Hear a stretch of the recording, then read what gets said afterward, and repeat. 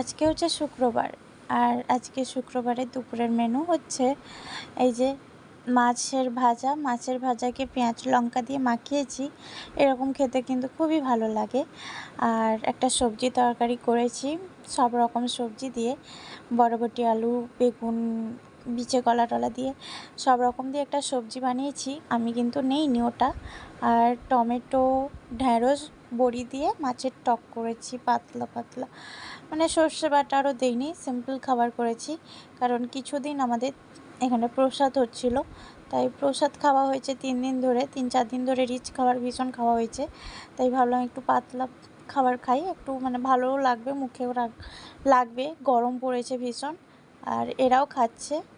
যাই হোক, যদি ভালো লাগে ভিডিওটা লাইক কমেন্ট শেয়ার করবেন। আর ধন্যবাদ, এইভাবে পাশে থাকবেন। রাধে রাধে।